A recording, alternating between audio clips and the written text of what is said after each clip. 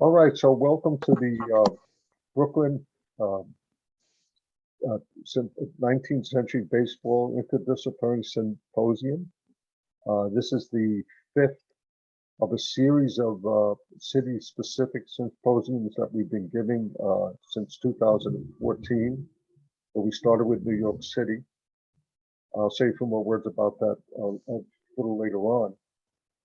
But one of the things that we realized almost immediately when we were doing the city symposium in New York and Manhattan, we touched a little bit about Brooklyn baseball, but you came away from that symposium saying, "Oh, we only scratched the surface here," and it didn't take much convincing. Tom recommended maybe we should do a Brooklyn symposium.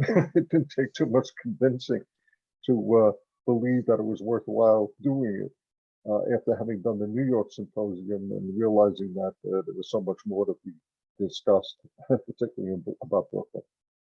So that's how we're here in a sense. How these symposiums differ from the Fred conference in Cooperstown, it primarily in two ways. One, they're often held, they have all been until this year held on site in the cities that was specifically the focus of the symposium. So it was New York City, then Philadelphia, then Cleveland, then Minneapolis, and we would have been right downtown Brooklyn, in fact, in David Deit's neighborhood, doing our symposium on Brooklyn at St. Francis College, who had agreed to be our sponsor. Unfortunately, the pandemic had other other ideas in mind, so we switched over to becoming virtual this year. And I just want to clear up one point on housekeeping here, is that there is at the center of your screen on the bottom, if you bring your cursor to the bottom of the screen, you'll see something that says chat, most likely. And while the presenters are giving a presentation, or anybody, or the panel discussion, when a question arises, put that question in the chat and hit the chat button. And I will then be taking notes about those questions. And at the conclusion of each presentation, I'll go to those questions that you want to ask any of the presenters. So without further ado, I want to introduce the person who is really this symposium's coordinator, Tom Gilbert, who has such a rich Brooklyn background. It's a true historian in his own right. I want to point out Tom's book, his recent book, which was it was a Casey Award, I believe, and he was also a finalist for the Seymour Medal, and that is How Baseball Happened. And I read it the first moment I got it. It's a fascinating trip. So Tom, I want to just turn it over to you as to a little bit more about why we're in Brooklyn, and then you'll be introducing our first presenter. Tom? Sure. Why we're in Brooklyn? Well, where else would we be? The ancient relationship between the city of Brooklyn and our first national team sport is a topic that's really made for examining the relationship between sports history and the wider history of New York and America. And I'll go farther than that. I believe the lack of an interdisciplinary point of view is fatal to answering the most basic and important questions about early baseball history. Questions like, when did baseball become a sport? Who accomplished it and why? Why didn't we adopt cricket? There's a lot of other questions I could list, but the answers to them lie beyond the realm of sport. And I don't believe you can truly understand how baseball happened without understanding Brooklyn and how Brooklyn happened.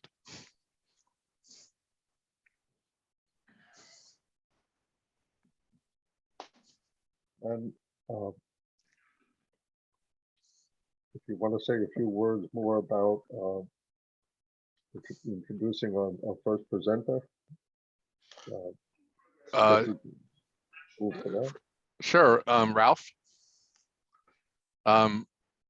Ralph Carhart is a theater director and theater manager who likes to hang around graveyards. Um, now that I think about it, I've known Ralph for years, and almost every conversation I can remember having with him was in a cemetery, which dovetails nicely with his recent successful run as head of the Society for American Baseball Research's 19th Century Grave Marker Project, which honors important early baseball figures hitherto resting in anonymity. Ralph recently published the eccentric and fascinating The Hall Ball, which recounts his journey through baseball immortality, living and dead, accompanied by an actual baseball.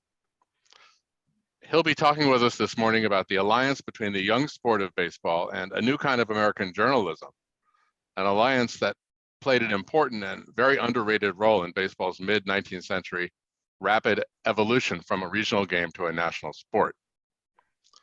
So take it away, Ralph. Give me one quick sec to share my screen here, everybody. There we go. As Tom mentioned, I am a theater person, so I'm going to begin today with a dramatic reading, if you would all permit. It's one that I'm 100% certain everybody in this room recognizes. In our sundown perambulations of late through the outer parts of Brooklyn, we have observed several parties of youngsters playing base, a certain game of ball. We wish such sights were more common among us. In the practice of athletic and manly sports, the young men of nearly all our American cities are very deficient, perhaps more so than those of any other country that could be mentioned. Clerks are shut up from early morning till 9 or 10 o'clock at night. Apprentices, after their day's works, either go to bed or lounge about in places where they benefit neither body or mind. And all classes seem to act as though there were no commendable objects of pursuit in the world except making money and tenaciously sticking to one's trade or occupation. Now, as the fault is so generally of this kind, we can do little harm in hinting to people that, after all, there may be no necessity for such a drudge system among men. Let us enjoy life a little. Has God made this beautiful earth, the sun to shine, all the sweet influences of nature to operate, and planted into man a wish for their delights, all for nothing? Let us go forth a while and get better air in our lungs. Let us leave our close rooms and the dust and corruption of stagnant places, and taste some of the good things Providence has scattered around so liberally. We would that all the young fellows about Brooklyn were daily in the habit of spending an hour or two in some outdoor game or recreation. The body and mind would both be benefited by it. There would be fewer attenuated forms and shrunken limbs and pallid faces in our streets. The game of ball is glorious. That of quoits is invigorating. So are leaping, running, wrestling. To any person having the least knowledge of physiology, it were superfluous to enter into any argument to prove the use and benefit of exercise. We have far too little of it in this country among the genteel classes. Both women and men, particularly the younger ones, should be careful to pass no day of their lives without a portion of outdoor exercise. These words, once buried in dusty archives, have now become a common refrain for historians, thanks in no small part to their appearance in the prologue of Ken Burns's epic 1994 documentary, Baseball. Published in the July 23, 1846 edition of the Brooklyn Daily Eagle, their reemergence is particularly attractive because they were written by no less a legend of American letters than Walt Whitman. At least, maybe they were. Our next speaker, John Thorne, with an assist from Richard Hirschberger, discovered just last year that there is substantial evidence that Whitman plagiarized this now oft-polished literary nugget. However, I'm not here today to discuss the true authorship of these famous words, but rather to explore why they are significant. For that, the answer lies not so much in the man, at least not that man, but the medium. For 1846 lay at the very heart of one of the most significant periods in American discourse. This was the era in American history when newspapers finally became democratic and, more importantly, affordable. it was also the period in which Whitman's base began to transition from a game for children into a pastime for adults, most significantly, the genteel class of which he speaks. The fortunes of these two American institutions, newspapers and baseball, rose concurrently, a fact that is no mere coincidence, but rather a confluence that would forever change them both. Newspapers had long existed in the United States even before the territory bore the name. When the Revolutionary War loomed on the horizon, there were 24 newspapers in the colonies, with Philadelphia, Boston, and New York serving as epicenters. With the end of the war, there were almost 20 more. Many of them were partisan propaganda, filled with libelous and lurid tales, as untamed and uncertain as the country itself.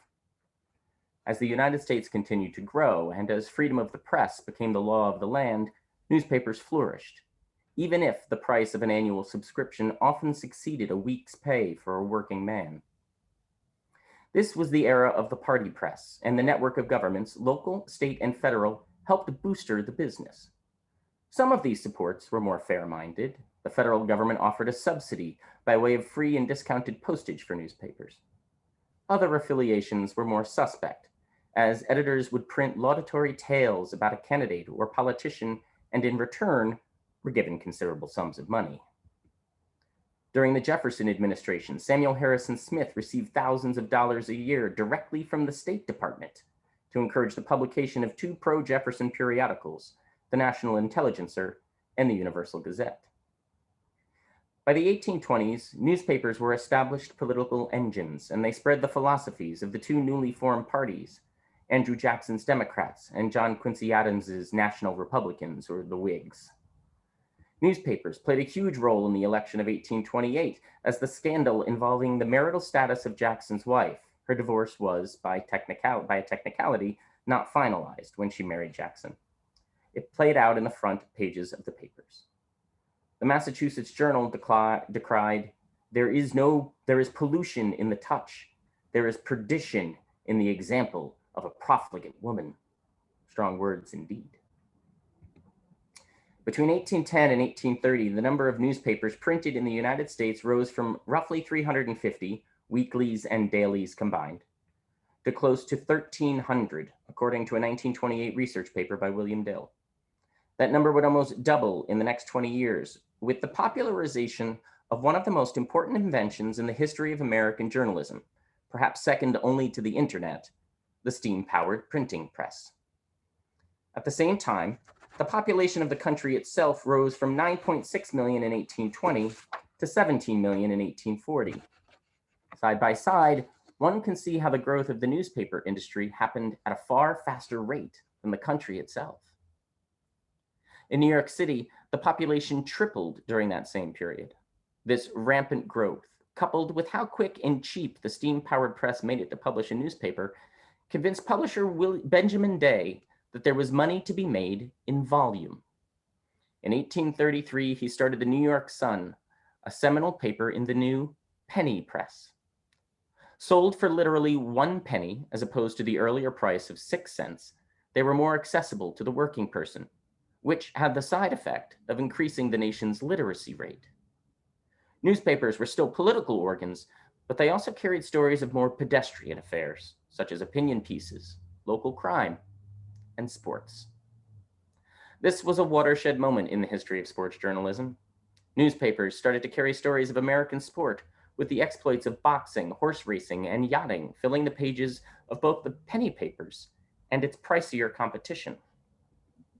Spirit of the Times, a chronicle of the turf, agriculture, field sports, literature, and the stage, founded in 1831 and published in New York City, was inspired by the sporting tabloids that were all the rage across the pond, such as Bell's Life in London, and appealed to Whitman's genteel folk. With an initial subscription cost of $2 a year, the weekly newspaper cost roughly 4 cents an issue. By the end of the decade, an annual subscription would cost 5 times that. As its lengthy title suggested, Spirit offered humorous pieces, as well as coverage of the theater, and insights on sports. Although publisher William T. Porter liked to claim that Spirit was nonpartisan, he was a loyal Whig and was not shy about letting the occasional anti-Jackson sentiment make its way into the paper. Meanwhile, Over in Brooklyn, the population growth was even more rapid than in Manhattan. Between 1830 and 1840, Manhattan grew from 203,000 residents to 313,000 residents, an increase of just over 50%. In Brooklyn, those numbers went from 21,000 residents to 47,000, an incredible increase of 124%. It was during this seminal period that Brooklyn made the demographic leap from a village to a full-fledged city in 1834. While still in the shadow of Manhattan and never able to compete with the sheer volume of publications that were coming out of New York, the newly minted city saw the number of newspapers published within its borders also expand.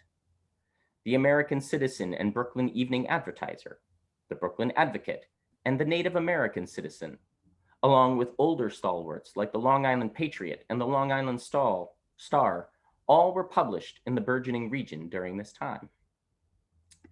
It was with the publication of Isaac Van Anden and Henry Cruce Murphy's Brooklyn Eagle and Kings County Democrat in 1841, however, that the floodgates opened for the business of newspapers in Brooklyn. No fewer than 15 newspapers appeared on Brooklyn streets in the next decade, though most would either fold or be bought out by the Eagle. The Eagle, which ironically began life as a temporary political forum for the mayoral election of 1842, which was won by Eagle founder Murphy, would ultimately be published for 114 consecutive years and never miss a single issue. Whitman took over as the publisher of the Eagle in 1846, a tenure that could best be described as tumultuous. Van Anden was conservative in nature, and the liberal Whitman was constantly rankling his employer. The final straw came in early 1848 when Whitman, who had actually taken a relatively moderate stance on slavery, came out in support of the Wilmot Proviso, a failed attempt by Pennsylvania Congressman David Wilmot to prevent slavery in the land that had been newly conquered in the Mexican-American War. Whitman was shown the door, and he soon left his beloved Brooklyn to take a job down south with the New Orleans Daily Crescent. Sadly for Whitman, he left the city just as the game he found so delightful was beginning to gain momentum among his genteel class. To be clear, baseball was not new to Brooklyn in 1846. As our host Tom Gilbert points out in How Baseball Happened, contemporary references to baseball in the papers referred to it as an old game, with adjectives like traditional and old-fashioned often bandied about. As most of the folks in this room know, baseball evolved long before Cartwright and the Knickerbockers, even before older teams like the Gothams and the Magnolias. Baseball and the constituent parts that define it had been popular for decades by the time Whitman took his sundown perambulation. It certainly made appearances in Brooklyn before then and left a trail of evidence along the way. One clue lies in one of the more forgotten corners of the city's history. Evidence for baseball can be found in recollections of the antiquated Dutch holiday of Pinkster, a springtime Pentecost celebration. The Dutch population, which founded Brooklyn and the neighboring towns of Kings County in the mid-1600s, celebrated this holiday with religious observance and solemnity. But for their slaves, for whom Pinkster represented one of the few times of the year in which they were not expected to work, it became a time of celebration. As the holiday evolved for Brooklyn's Black population, they added their own elements, including brightly colored costumes, song, dance, and games. What kind of games?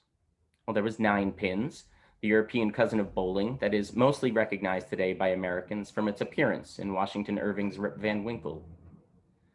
There were checkers and stilts, all games that could be played with improvised equipment, as well as good old-fashioned hide-and-seek.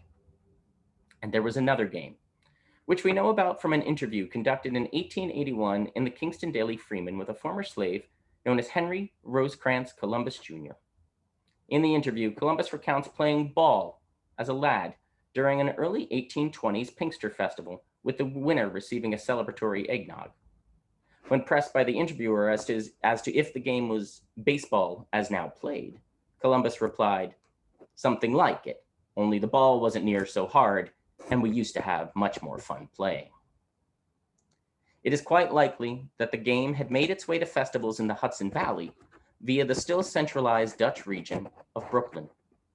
The Dutch influence was still so pervasive in Kings County 200 years after they colonized the region that it resulted in an important and unfortunate side note to this story. Before 1827, when New York finalized the nearly 30-year journey of emancipation for its Black citizens, the continuation of Dutch slavery meant that Brooklyn had the highest slave population north of the Mason-Dixon line. For certain, baseball had existed in Brooklyn for some time when its popularity began to rise. But what was it that brought about the evolutionary leap from a game for children to a pastime for adults? The first important piece of that puzzle was the development of what Gilbert calls the emerging urban bourgeoisie, or as he succinctly puts it, the EUB. The EUB consisted of bankers and merchants, lawyers, and yes, newspapermen, a class of people whose own personal fortunes, fueled by their fortuitous proximity to the Erie Canal and the commerce that came with it, began to rise, leaving them with something that eluded their rugged forebears: leisure time. The second piece of that puzzle was, quite simply, the press. The rise of baseball and the rise of the penny press were concurrent. As the game became popular amongst the EUB, journalists began to sell the tales of their exploits alongside their accounts of cricket and boxing in the newspapers. The game became more important because the press made it more important, which fed in the creation of a whole new animal, the fanatic. Tom is going to speak about this particular phenomenon in greater detail later today, but in short, fans, even those who lived outside the comfortable world of the EUB, began to follow the comings and goings of their local clubs in the penny press, which fueled even greater coverage of the games. By selling baseball, newspapers sold themselves. A symbiotic relationship was formed. The correlation is perhaps most stark, at least during the infancy of the relationship, in Brooklyn. For while the initial wave of growth took place in Manhattan and subsequently New Jersey, it was on the verdant fields of Brooklyn where the game came of age. And it was a Brooklyn scribe who, during this most halcyon of times in Brooklyn baseball history, helped foster it along. A man who, it could be said, was born in the same place as the sport itself. For it was not Whitman who was to be the chronicler of the game, but British-born Henry Chadwick. Chadwick, whose own father was a journalist, moved to Brooklyn in 1837 when he was 13. He spent his formative years sampling all the sports the region could offer, including fishing, hunting, and an old love from home, cricket. He even played a version of baseball, which he thought of as rounders at the time. He also learned to play and compose music. If one were to look for the name Henry Chadwick in the newspapers of the late 1840s, one is more likely to find an announcement of the playing of one of his compositions, or a recurring listing offering lessons in guitar and piano. Chadwick was a polymath who also excelled at writing. In 1844, when he was only 20, he got a job covering cricket for the Long Island Star. Baseball was catching on in Manhattan and New Jersey, but at that point, Brooklyn had a thriving cricket scene.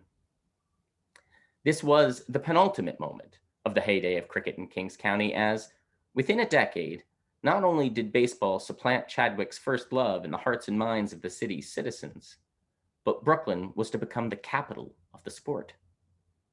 Chadwick's role in this fact cannot be measured. It's just too overwhelming to try. It may have been a field in Hoboken in 1856 where Chadwick, by then writing about cricket for the New York Times, had his epiphany. But it was back in Brooklyn where he still lived, where history was being made. The National Association of Baseball Players formed the following year, in 1857. A new vision for competitive play, the NABBP's scheduling and championship structure certainly suffered from the growing pains one would expect when an entirely new venture springs to life. But in the 14 years of its existence, a team from Brooklyn was crowned champion 10 times. 7 of those titles belonged to baseball's first dynasty, the Atlantics. As the association developed, Chadwick took his newfound passion for baseball to the New York Clipper, a weekly with national circulation. His proselytizing of the game in the Clipper, coupled with the feats of Brooklyn's hometown baseball heroes, electrified interest in the sport across the nation.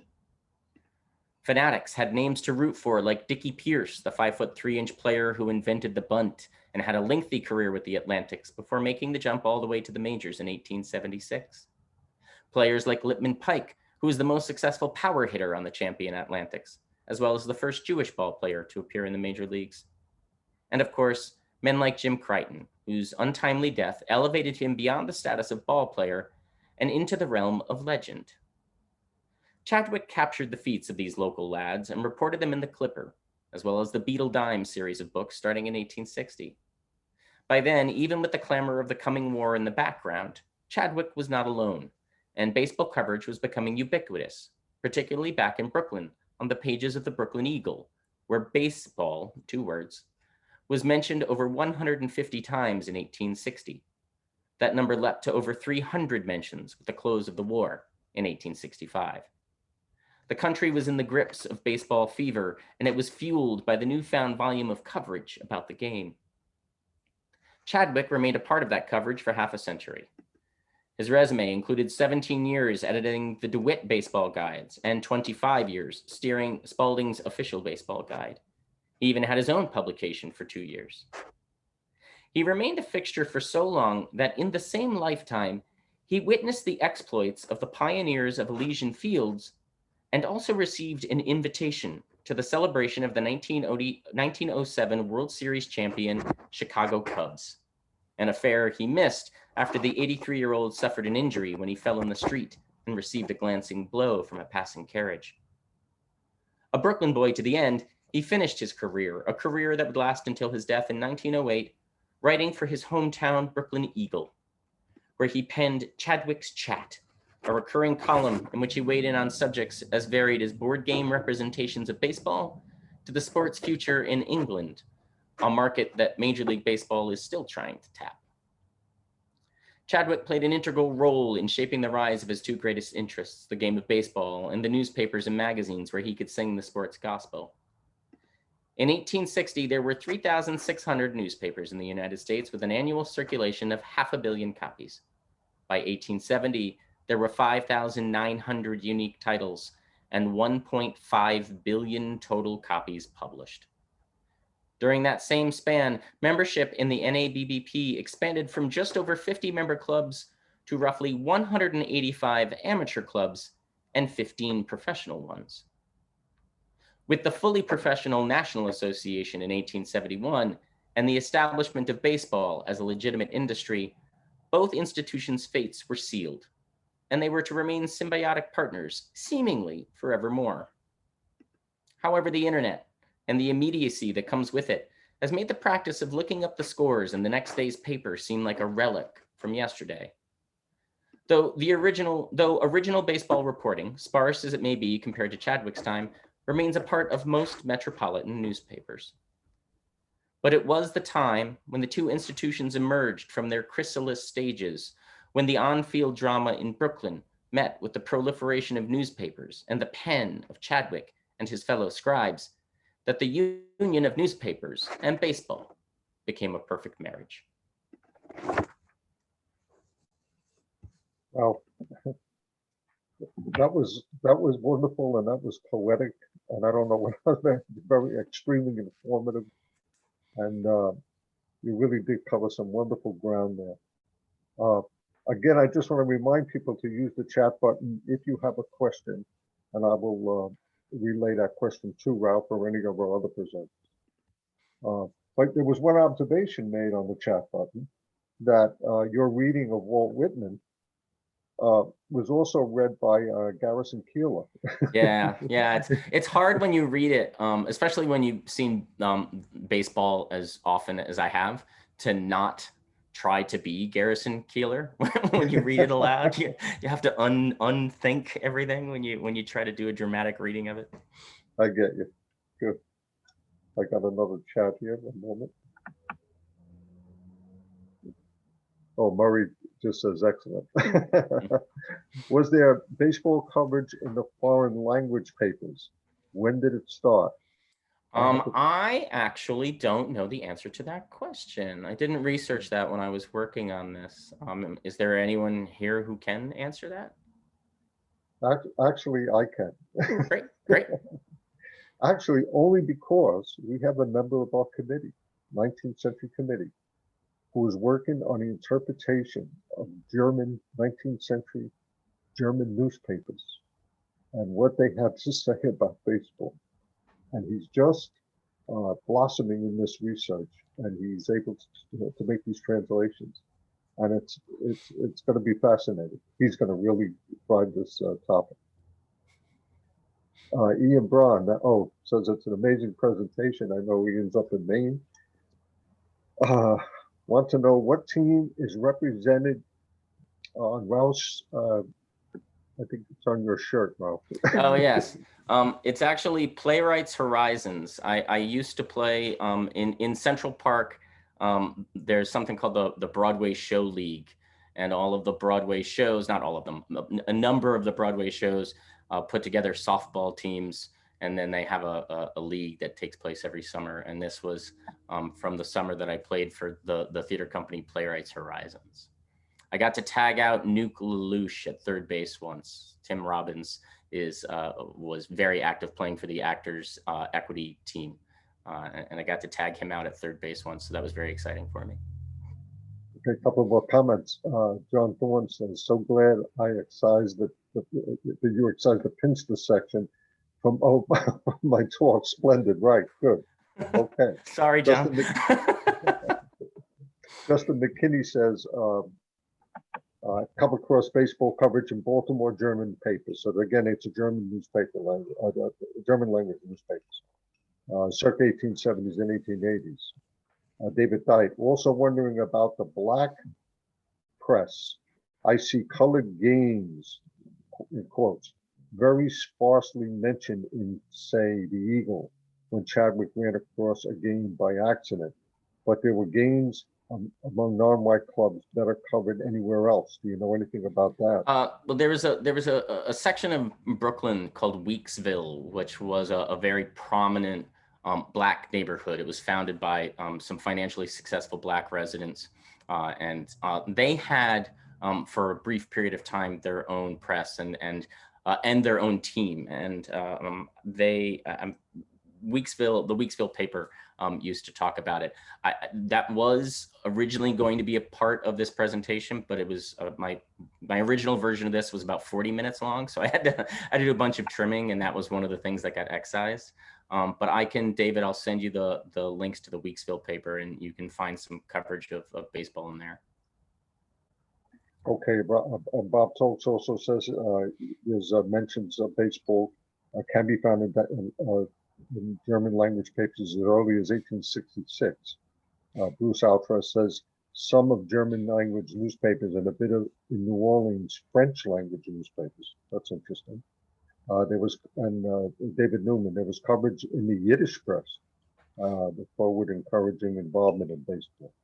So that's the answer. One of the questions that came up. Well, thank you so much again.